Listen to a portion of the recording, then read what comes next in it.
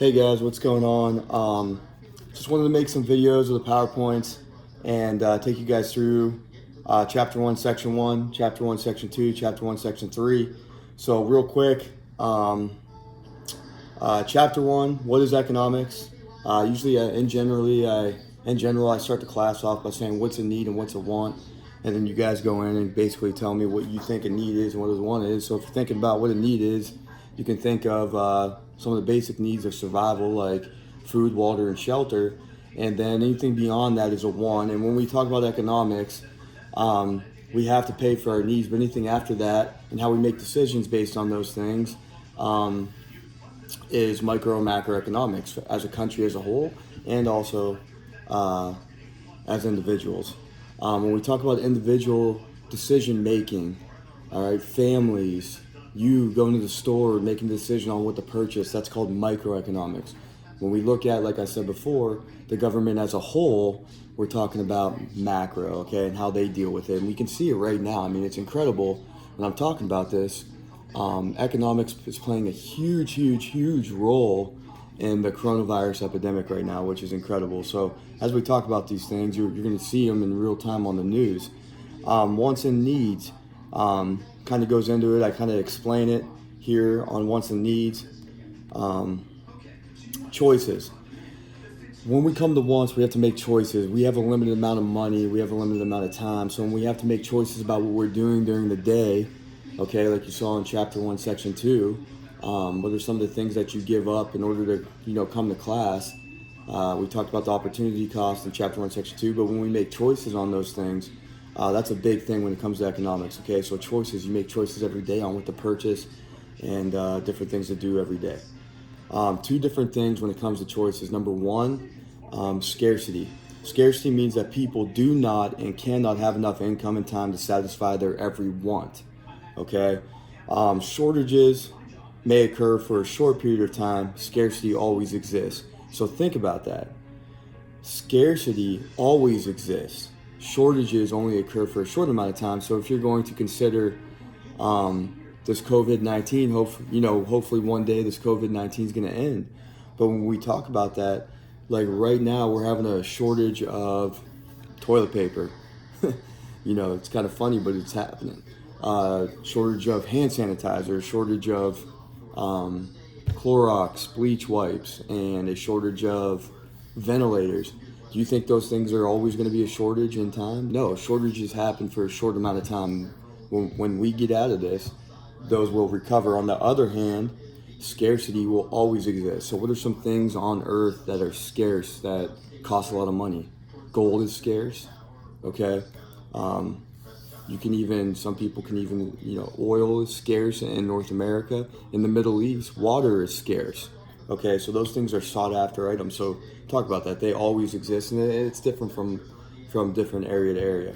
Factors of production. Depending on how many factors of production you have, depends on how rich you are, either individually or through a business. So when we look at the five, I call it the four factors plus the one wild card, land, labor, capital, and entrepreneurship. The fifth one is technology. So when we look at the factors of production, how much of the factors of production an individual has determines his income and wealth, and how rich and poor a nation is as well. Land is literally the physical space that a business sits on. When you go down, or you're going for a walk with your parents, you guys ever go and look at houses like, oh my gosh, that house is huge. That's a huge house. Well, okay, they probably have a little more wealth unless they're taking out a massive loan or something along those lines. Okay, so land is a big one. Capital, what's inside the business, the machinery, okay, that's inside there that produces the product. How much capital do they have? Labor, we're seeing a real shortage in labor right now. Businesses are closing. They can't pay their money, their mortgage for their physical space and land. Nobody's running their machinery, and the laborers being laid off. So these businesses are hurting, and they're having to lay people off, and the state's having to pick it up because of this COVID-19. And then finally, the final fourth one is entrepreneurship. Entrepreneurship has to deal with looking into the future, making decisions based on that. If you can see into the market, you can most definitely get rich. There's a kid from Mercier's Prep. He patented his own project. He became a multimillionaire by the time he was a senior. Okay, he was an entrepreneur. If you watch Shark Tank, usually we'll watch a little Shark Tank after this PowerPoint. And if we were in normal class, so if you can watch Shark Tank, you can kind of see the intuition initiative that these people take to try to become entrepreneurs. About 30% of new entrepreneurships fail. Of the 70% that do survive, only a few become wildly successful. Everybody thinks they have this great business idea and so on and so forth. Those are few and far between. It's hard to hit it rich, but 70% of them do make a living off of it. Okay, so you can become a business owner and be successful. Are you going to hit it rich? I don't know. Okay, um, inventing something as simple as, you guys ever seen the Gatorade bottles, the twist tops on the Gatorade bottles? Guy that invented those is a multi-millionaire. Something as simple as that. Okay, and then the fifth and final wild card is technology and the factors of production. Anything that to be able to make a product more efficient, to be able to do these things, is considered technology. Okay. Make sure you go and do your Adam Smith Q&A. I saw a lot of you have already turned that in. Adam Smith basically invented the idea of capitalism. Capitalism is individual buyers and sellers will determine what is going to be good and bad in the marketplace.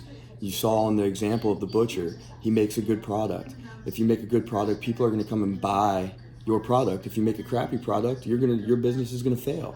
So it depends what the buyers and sellers want. And in today's current society, it depends what the buyers and sellers want. Okay? So Adam Smith goes over that. Make sure you do all 6 questions on that and turn it into me through a PDF to my email, robertstoffer@trinamcclain.org. Hey guys, have a nice week.